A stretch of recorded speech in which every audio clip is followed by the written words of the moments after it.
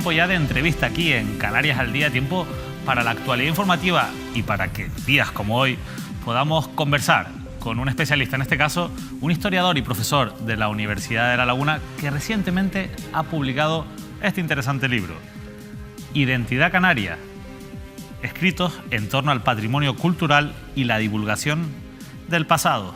Un libro interesante del que hoy hablaremos, pero también una excusa para hablar de historia, en este caso con José Farrugia. José, muy buenas tardes. Hola, muy buenas tardes. Muchas gracias por acompañarnos. A ustedes por la invitación.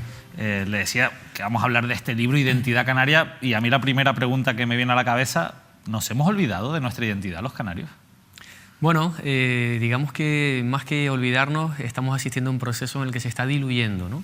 Fruto, por un lado, de la globalización en la que estamos inmersos, ¿no? Sobre todo desde hace ya unos cuantos años, y fruto también, por otro lado, del hecho de que desde determinadas instancias se recuperan determinadas identidades en detrimento de otras, ¿no? De manera que, digamos que, a pesar de que la identidad es una construcción social, por desgracia, los intereses económicos y políticos refuerzan determinado tipo de identidades en detrimento de otras, ¿no?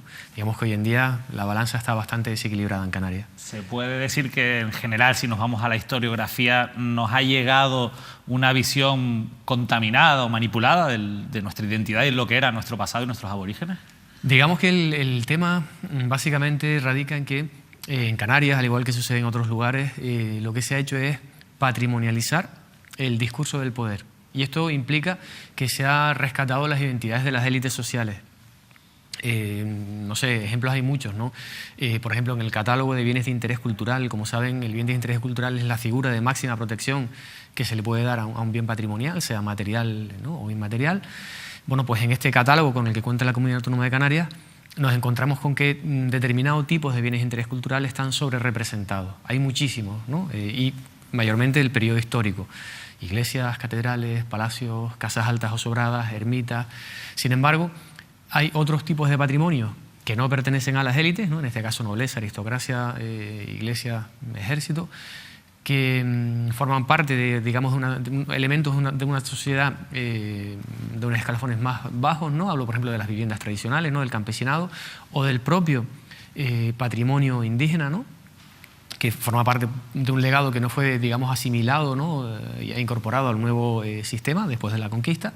Bueno, pues este otro patrimonio está infrarrepresentado, de manera que, como digo, la tendencia ha sido la de conservar el patrimonio de las élites, ¿no?, y que a su vez es monumentalmente más atractivo, ¿no? Es más atractivo, pero en cualquier caso, si hablamos de población, se está dando una importancia excesiva, si me lo permite, a una población que es minoritaria, que son las élites, o que ha sido minoritaria, frente a la mayoría de la población que, por ejemplo, en Canarias, históricamente ha sido campesina, ¿no?, la mayoría de los casos, sí. O pescadores, o digamos una gama de la sociedad que parece olvidada, en cierto modo. Efectivamente, de hecho, tenemos, yo creo que un ejemplo señero en Canarias, ¿no?, como puede ser el caso de San Cristóbal de la Laguna, una ciudad en donde el patrimonio del casco histórico responde a una serie, digamos, de directrices arquitectónicas muy claras, ¿no? Se han recuperado, como digo, casas altas o sobradas, palacios, iglesias, catedrales, etc. Sin embargo, esas casas vinculadas, en este caso con la agricultura, ¿no?, con el agricultor, las casas bajas o terreras, desaparecen, ¿no?, de forma, digamos, asombrosa, ¿no?, de lo que es la zona del casco, ¿no?, para en su lugar levantar edificaciones modernas, ¿no? Y de un plumazo se borra esa otra parte de la identidad, que en este caso está ligada a una etapa muy importante que tuvo La Laguna, eminentemente en el siglo XIX, centrada, por ejemplo, en lo que fue el cultivo de los cereales, ¿no?, y vinculado, como digo, a todo este mundo agrícola. ¿Y es posible cambiar esa forma de entender el patrimonio precisamente en una sociedad tan globalizada, lo comentabas antes, como la que tenemos en la actualidad? Sí, de hecho, yo creo que el gran reto hoy en día pasa por desarrollar políticas patrimoniales inclusivas, en donde tengan cabida todos los tipos de patrimonio, no necesariamente o no exclusivamente los elitistas, sino también otros patrimonios que son menos monumentales, pero igualmente interesantes. Y además que en el caso de Canarias son patrimonios que nos hacen distintivos con respecto a lo que estamos viendo en otros contextos fuera de las islas, ¿no? Por ejemplo, el patrimonio indígena de Canarias, que pertenece al mundo amazigh, es único a escala mundial. Para ese marco cronológico en concreto, desde mediados aproximadamente del primer milenio antes de la era, hasta el siglo XV en el que se desarrolla, no se conoce en ningún otro lugar del planeta con esas características culturales y para ese periodo cronológico una cultura idéntica. conocemos a los norteafricanos amazigh y masiguen, pero insisto, a nivel insular y con las particularidades nuestras, solamente se da en Canarias, ¿no? Y insisto, si lo comparamos con ese otro patrimonio histórico que en muchos aspectos reproduce elementos más propios, ¿no?, de ese patrimonio también que se ha puesto en valor en grandes ciudades europeas, pues como digo, está infrarrepresentado, ¿no? Imagino que parte de esta conversación que estamos teniendo aparecen las reflexiones que se plasman en este libro, ¿verdad?, en Identidad Canaria. Sí, el libro de Identidad Canaria incorpora toda una serie de artículos con vistas un poco a llegar al ciudadano no necesariamente versado en cuestiones de patrimonio, y en ese sentido son textos de lectura bastante asequible y que por tanto apuestan por la divulgación. Pero luego también hay un apartado final del libro bajo el título de Memoria olvidada, en donde precisamente se hace una reflexión sobre todas estas cuestiones, ¿no? Porque considero que no solo es importante divulgar, sino también es importante que la sociedad vea cuáles son los problemas que existen hoy en día en el día a día, ¿no?, en la conservación de determinados tipos de patrimonio, por qué en la ciudad, por ejemplo, por la que determinadas personas transitan día a día, ¿no?, hay cuestiones que sí se ponen en valor frente a otras que no, y por lo menos que a partir de la lectura sean capaces de opinar, ¿no?, y poder emitir juicios sobre eso que les rodea, ¿no?, en relación con... Hablando un poco quizás de los problemas con los que se encuentran precisamente las personas que trabajan para defender nuestro patrimonio, en líneas generales, ¿está bien protegido nuestro legado histórico y cultural? Bueno, partimos de la base de que tenemos un marco legal, que es la Ley de Patrimonio, que ahora mismo precisamente está, digamos, en un proceso de revisión en el Parlamento de Canarias, y se supone que, bueno, pues a mediados, ¿no?, en cuestión de meses posiblemente, ¿no?, ya entre en vigor. Pero lo cierto es que el marco, digamos, legal por sí solo no garantiza, ¿no?, la preservación de ese patrimonio, ¿no? Me explico. En el caso, por ejemplo, del patrimonio arqueológico, existen toda una serie de agentes que no podemos controlar, lluvias, escorrentías, erosión, etcétera, que dañan un patrimonio que en el caso arqueológico, en la mayoría de los casos, está al aire libre. Pero es que a su vez otro de los grandes males radica en los factores antrópicos, ¿no?, en lo que es el expolio. Canarias, por desgracia, es una región en donde uno de los patrimonios precisamente más afectados por el expolio es precisamente el del mundo indígena. Quizás porque no existe esa misma concienciación en la sociedad sobre este patrimonio, ¿no?, sobre el indígena, a diferencia que sobre otros patrimonios en donde las políticas educativas han insistido más, ¿no? Por tanto, es más quizás un problema, o la solución está más encaminada en la educación que en endurecer las sanciones. Creo que sí, porque de hecho muchas de las personas, ¿no?, que, digamos, cometen atentados patrimoniales no están al tanto de cuáles son las sanciones que están, digamos, tipificadas en la ley, ¿no? Por supuesto que hay que endurecer, ¿no?, las sanciones, pero sobre todo lo que hay es que multiplicar los esfuerzos en la divulgación y en el conocimiento de un patrimonio, ¿no? Hay un dicho que señala que no se protege lo que no se conoce, ¿no? Y en ese sentido, en algunos casos, por una cuestión de fetiche, ¿no?, de personas, me consta que hay gente, ¿no?, que va a un yacimiento arqueológico porque quiere llevarse una cuenta de collar, porque quiere llevarse un hueso, tenerlo en su casa, ¿no?, como un recuerdo de los antepasados, pero hay otra gente que directamente va y rompe un yacimiento rupestre, ¿no?, destroza un panel, ¿no?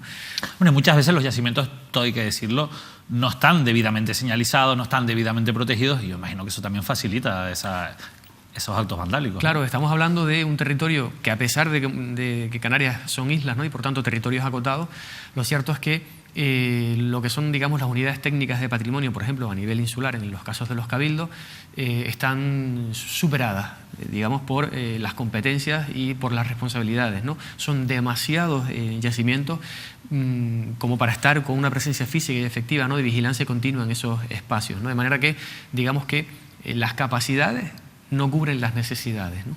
Hablabas de la situación que tiene el Cabildo de Tenerife, que se ve superado, que es el quien tiene principalmente esas competencias. Esa nueva ley de la que también hablabas, de patrimonio cultural, que se está tramitando en el Parlamento de Canarias, lo que propone es que esas competencias también se compartan con los ayuntamientos. Es decir, que al final no todo el peso no recaiga sobre los cabildos, sino que también sean los municipios los que tengan importantes competencias en conservación del patrimonio. ¿Esto va a solucionar algo, José? Considero que no, básicamente porque pensemos una cosa. Ahora mismo en Canarias no existe una verdadera política regional en materia de patrimonio. Somos 7 islas separadas por el mar y cada cabildo ha ido desarrollando políticas patrimoniales que difieren entre unas islas y otras, ¿no? Hasta tal punto es así, por ejemplo, que tenemos el caso paradigmático de Gran Canaria, para lo que es el tratamiento que se le da al patrimonio indígena, digamos que es el caso quizás mejor abordado dentro del archipiélago, pero tenemos otras islas, como puede ser el caso de Tenerife, en donde el patrimonio indígena presenta muchísimas deficiencias desde el punto de vista de la gestión, ¿no? ¿Por qué? Porque esa diferencia entre Gran Canaria, no es por fomentar el pleito insular, ni mucho menos, sino todo lo contrario. ¿Por qué si en Gran Canaria lo han podido hacer, aquí no? Básicamente porque en Tenerife las políticas patrimoniales han sido mucho más conservadoras. Es decir, se ha apostado por una forma de gestionar el patrimonio heredada ya del siglo XIX, que es prácticamente intramuros, es decir, la oferta museística, y no se ha apostado por la apertura, por ejemplo, de yacimientos visitables, como sí se ha hecho en La Palma, en El Hierro o en Gran Canaria, ¿no? Y luego también, en el caso de Gran Canaria, obviamente, no hay que esconderlo, es una isla que ha sabido ver, ¿no?, desde determinados frentes políticos, la rentabilidad turística que este tipo de patrimonio puede ofrecer, y no en vano, algunos de los yacimientos se han llevado a Fitur, ¿no?, y se han expuesto, como puede ser el caso de la Fortaleza o el caso de la Cueva Pintada de Gáldar, y se han incorporado a la oferta turística del Cabildo, o sea, digamos, promulgada, ¿no?, o reforzada desde el Cabildo, hasta el punto de que se ha creado una auténtica red de espacios arqueológicos visitables, ¿no? Y por tanto, como digo, los desequilibrios son importantes, ¿no? Y claro, si partimos de esa base, ¿no?, con toda esa serie de desequilibrios, ¿cuál podría ser el panorama si estas competencias ahora se trasladan a los ayuntamientos tal y como se establece en el proyecto de ley de patrimonio cultural? Lo cierto es que los ayuntamientos, no cabe duda, deben de tener una parte activa, ¿no?, en lo que es la gestión y en la conservación y en la divulgación del patrimonio. Sin embargo, tal cual se propone en la ley de patrimonio cultural, se, digamos, transfieren excesivas competencias a unos yacimientos, a unos municipios, ayuntamientos, que actualmente en la mayor parte de los casos no cuentan con unidades técnicas con competencias, ¿no?, necesarias para desarrollar esa labor, ni con crédito suficiente. Es decir, lo que estamos haciendo, o lo que en teoría se ve venir, es el colapso de una administración que no va a ser capaz de gestionar de forma eficaz un recurso como el patrimonio, ¿no? Por tanto, vamos a seguir, en cierto modo, paralizados. Sí, y luego no es baladí también otro tema, ¿no? Y es que pensemos, por ejemplo, sabemos, ¿no?, son 88 los municipios existentes en Canarias, sabemos que evidentemente dentro de nuestro mapa político los municipios no responden a distintas siglas políticas. Imagínate, por ejemplo, lo que podría suponer tener que gestionar municipalmente un yacimiento, un bien de interés cultural que comparte lindes con varios ¿no?, municipios de partidos políticos distintos, ¿no? Desde luego el panorama no es prometedor, ¿no? ¿Es compatible la protección del patrimonio con lo que venimos a llamar desarrollo urbanístico? Lo digo porque al fin y al cabo son los municipios, los ayuntamientos, los que tienen las competencias urbanísticas y los que desarrollan su planeamiento y su suelo. Claro, eso muchas veces pues choca, sobre todo cuando hay intereses especulativos, con la protección del patrimonio. Por eso le pregunto si es compatible. Bueno, aquí en Canarias precisamente se han dado algunos casos, sin ir más lejos, uno fue el de Lomo Gordo en Santa Cruz, en donde precisamente en las inmediaciones de una zona de expansión de la capital hacia una zona pues, ¿no?, industrial, de naves comerciales y demás, había un yacimiento arqueológico declarado como bien de interés cultural, en concreto unas manifestaciones rupestres, y fueron, digamos, expoliadas, saqueadas, precisamente para, digamos, intentar quitar el problema de en medio, ¿no? Y o sea, la forma de quitarse el problema era expoliar esos restos. Sí, efectivamente. De hecho, destrozaron el yacimiento, ¿no? Ha habido otros casos en donde se ha actuado con mayor diligencia, incluso en donde ha habido participación y colaboración ciudadana.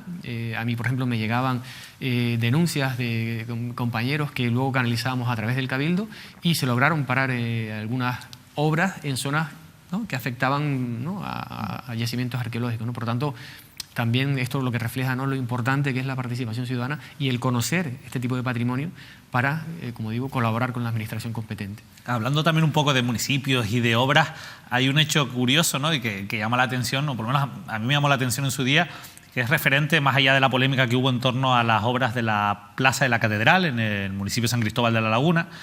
Sí es cierto que cuando se hicieron esas obras se encontraron importantes restos arqueológicos. Entonces, claro, la sensación que uno puede tener es, pero ¿de verdad no sabíamos que eso estaba ahí? ¿O por qué eso no se había excavado antes? Y sobre todo, ¿cuántas cosas aún no conocemos que están en nuestro territorio y que no hemos investigado? En el caso que comentas, y dada, digamos, la realidad histórica, ¿no?, de la laguna, era algo previsible, obvio, ¿no? De hecho, sin ir más lejos, hay un plano que se conserva, el plano que se conserva más antiguo de la laguna, que es el de Leonardo Torriani, finales del siglo XVI. A partir del plano de Leonardo Torriani, y por tanto a partir, como digo, ¿no?, de un documento histórico, ya se intuía que debajo de la catedral iban a documentarse toda una serie de edificaciones colindantes, ¿no?, como así ha sido, ¿no?, como así se puso de manifiesto con las excavaciones arqueológicas que se llevaron a cabo, que documentaron, entre otras cuestiones, enterramientos también, ¿no?, posiblemente de los primeros habitantes ya de la época, digamos, colonial del municipio, ¿no?, de la ciudad. Y en ese sentido es un reflejo también más de lo que comentabas, de lo difícil muchas veces que es, ¿no?, compaginar, ¿no?, el desarrollo urbano con la preservación del pasado. En cualquier caso, también refleja, entiendo, que hace falta también más inversión en investigación para que los especialistas puedan también, pues, seguir encontrando hallazgos tan importantes como este y que esto al final no sea fruto de una casualidad por una obra urbanística, ¿no? Sí, efectivamente. De hecho, precisamente, si hay algo que se echa en falta últimamente en Canarias es el desarrollo de trabajos de campo, ¿no? La mayor parte de los trabajos de campo que se están llevando a cabo son relacionados precisamente con urgencias o a raíz de intervenciones en zonas urbanas, ¿no?, en donde una pala mecánica levanta un trozo del pavimento, aparece algo, se paraliza todo y se excava, ¿no? Digamos que la mayor parte de la investigación de campo que se está llevando hoy en día a cabo responde, como digo, a las necesidades de las urgencias más que a las necesidades de la investigación. Hay una cuestión importante que también he leído que criticas en algunos artículos que has publicado, y es curioso, ¿no?, porque antes hablamos de la importancia de explotar de una manera responsable el patrimonio arqueológico como un valor turístico, pero sin embargo después nos encontramos con algunos ejemplos, y hay una foto que me gustaría comentar contigo, en el que el patrimonio, en este caso también antropológico, pues se acaba convirtiendo en esto, que bueno, se ha venido a llamar una obra de arte, pero bueno, no sé qué opinas. Bueno, sí sé qué opinas porque lo he leído, pero me gustaría que lo compartieses con nuestros espectadores. ¿Qué te parece que al final los restos arqueológicos puedan acabar siendo, bueno, pues lo que se viene a considerar una obra de arte? En este caso, la imagen que tienen en pantalla se corresponde con una instalación artística de la artista Teresa Correa y llevaba por título Umbral. Y como ven, es un amasijo de restos óseos sin conexión anatómica. Esos restos óseos pertenecen a indígenas canarios, estaban depositados, bueno, y están depositados en el Museo Canario y fueron, digamos, cedidos para llevar a cabo esta instalación artística. Entonces, creo que tenemos que hacer varias reflexiones al respecto, ¿no? La primera es: ¿se debe permitir todo en el arte? Es decir, ¿el arte debe ser transgresor o hay que establecer algunas limitaciones al respecto, ¿no?, sobre todo cuando se emplea para ello un bien que pertenece a la sociedad como es el patrimonio, ¿no? Esa quizás sería una de las primeras cuestiones.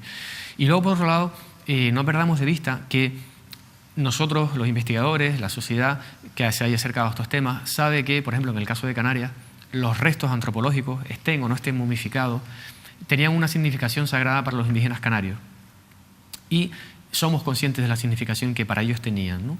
Por tanto, desde el punto de vista ético, desde el punto de vista, ¿no?, digamos, de proceder con la manipulación de estos restos, existen en el contexto internacional toda una serie de disposiciones legales que se han ido aprobando.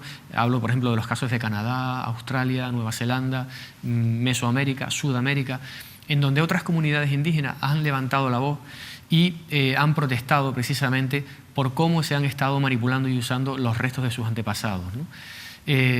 Hasta tal punto es así que en muchos museos, tanto de Europa como de Norteamérica y de Oceanía, se han iniciado auténticas campañas de devolución de estos restos óseos a sus comunidades originarias. Claro, el problema que tenemos en Canarias es que, fruto de nuestra propia evolución histórica, las comunidades indígenas fueron prácticamente exterminadas, fruto del etnocidio. Pervivió, por supuesto, ¿no?, digamos, la pervivencia genética. Hoy en día sabemos, ¿no?, por los estudios genéticos, que hay todavía un componente genético importante en la Canarias contemporánea, pero desde el punto de vista cultural el mundo indígena no pervivió. ¿Esto qué quiere decir? Que hoy en día una buena parte de la sociedad canaria vive de espaldas a lo que ese mundo significó, ¿no?, y desde el punto de vista tanto cultural como biológico, etcétera, ¿no? Problemas que se plantean. Hoy en día, bueno, pues el desarrollo de una exposición de este tipo... Porque esto es habitual, no es un caso aislado. En el caso... O sea, este tipo de uso de restos arqueológicos... En el caso como arte, canario no es frecuente. De hecho, es la segunda exposición que yo conozco, al menos, ¿no? En donde se ha trabajado, ¿no? Y ha intervenido con restos óseos reales, ¿no? Porque otra cuestión también es reflexionar sobre si la artista o el artista no habría conseguido el mismo fin empleando réplicas de restos en lugar de los restos originales. Otra pregunta también que cabría hacerse: ¿se habría permitido hacer esta escultura, esta instalación con restos óseos pertenecientes a alguna familia, ¿no? De noble abolengo, ¿no? De Canarias, o sacados de un cementerio de época histórica o de una fosa del franquismo? Seguramente no.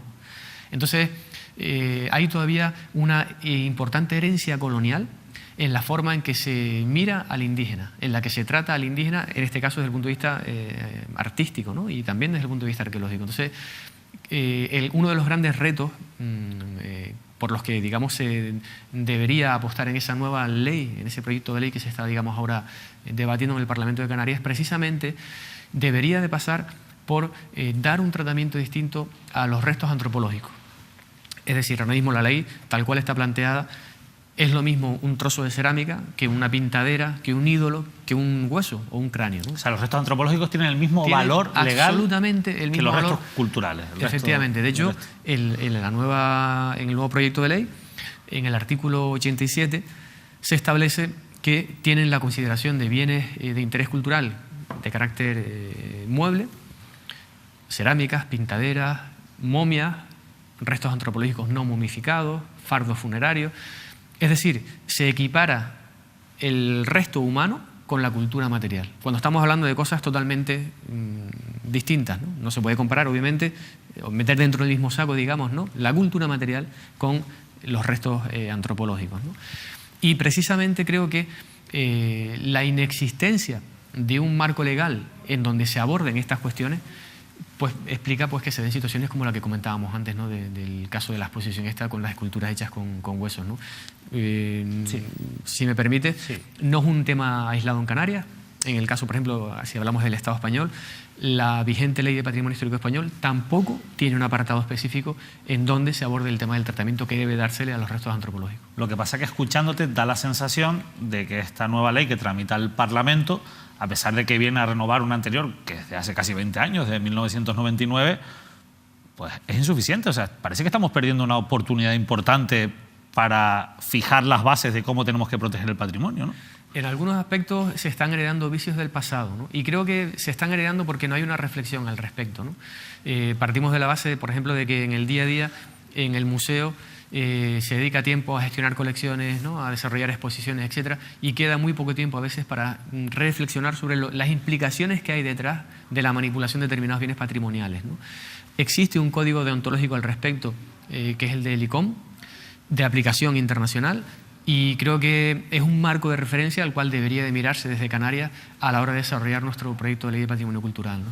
Pues José Farrugia, muchas gracias. Nosotros también nos hemos quedado sin tiempo, pero ha sido muy interesante, como siempre, tenerte aquí en esta casa y poder ayudar un poco a divulgar el trabajo que haces en general, pues nuestro pasado y nuestra historia, que sin duda es una de las asignaturas pendientes que tenemos desde las administraciones públicas y también desde los medios de comunicación. Así que muchísimas gracias, José. Muchísimas gracias a ustedes. Nosotros aprovechamos para despedir, por supuesto, recomendándoles que bueno, en las librerías tienen este trabajo de José Farrugia, Identidad Canaria, escritos en torno al patrimonio cultural y la divulgación del pasado. Nosotros se lo recomendamos un poco también dentro de nuestra responsabilidad de divulgar pues, nuestra historia y también, ¿por qué no?, la responsabilidad que tenemos también los ciudadanos a la hora de conservar nuestro patrimonio. Y por cierto, un saludo a la editorial Tamaimos, que ha editado este libro y que realizan un trabajo muy interesante también en lo que respecta a nuestra cultura. Nos despedimos, eso sí, invitándoles a que no se despeguen del televisor. En unos minutos arranca un programa especial dedicado a lo que hemos llamado la Operación Plasencia, esa compra de un edificio por parte del Cabildo de Tenerife en pleno centro de Santa Cruz a un empresario condenado doblemente por delitos de corrupción, como es Antonio Plasencia. Todos los detalles a partir de las 9 de la noche aquí en Mírame Televisión. No se lo pierdan.